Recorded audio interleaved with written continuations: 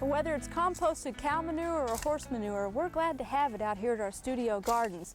We have some composted cow manure that we're spreading right now on our ground beds where the vegetables normally go, because this soil is still a heavy clay. Even though we've been out in the studio gardens about 8 or 10 years, there's still a heavy clay that needs organic matter added every year. Take a look at this. Even though we add it once or twice a year, we still have to continue adding that. And keep in mind that organic matter does decompose once you put it in the soil. So once you enrich your beds with organic material, you do need to add it once or twice a year to keep it loose and friable and keep that clay able to transport air and water down through the layers.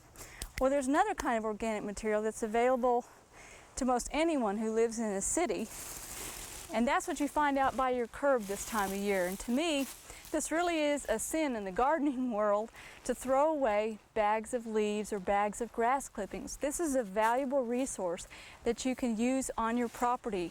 And right here we have some oak leaves, and these 2 bags here were solid oak leaves, and that's going to be a good source of composting material or just mulching material around the property.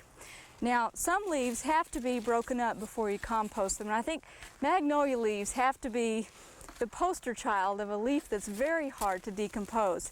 Look at that waxy, shiny layer on there. Even if you chip and shred that, it's going to take it a couple years to break down. And absolutely, you can't just dump those in a compost pile and expect them to break down within 6 months to a year. They have to be shredded first. The opposite end of that spectrum, though, are these sugar maple leaves. They're very thin.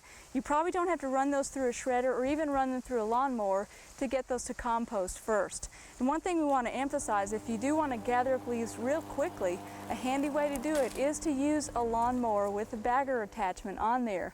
Run over the lawn as you mow your grass or just to gather the leaves, and you'll end up with a nice blend of fall leaves and grass clippings that put together in a compost pile with some added moisture and a shovel full of soil. You'll have some nice compost by spring if you remember to aerate it and keep it moist. These pine needles right here make an excellent mulch around the garden. Again, there's no need to put those out to the curb and put them into the waste stream or fill our landfills with them. Those stay in place very nicely. They don't blow around. So put those around your shrubs to help hold in moisture through the winter, and they'll do you a lot more good that way than by throwing them away. One other way to get rid of leaves is to do what we call sheet composting. And if you have leaves that you've raked up off your patio that you didn't gather with a lawnmower and they're not chopped up, you might try this method over here. What we're going to do is we've dug a little bit of a trench, and a lot of people do this with their kitchen waste.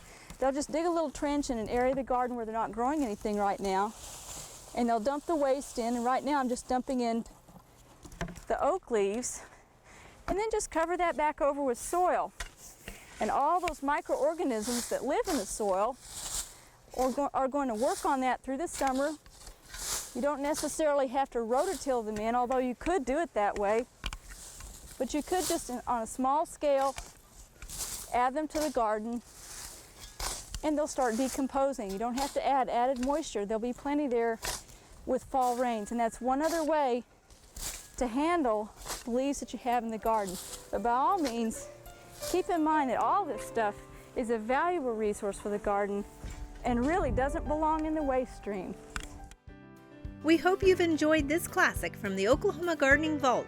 Remember, even though these tips and techniques are timeless, there's always something new to learn in the world of gardening.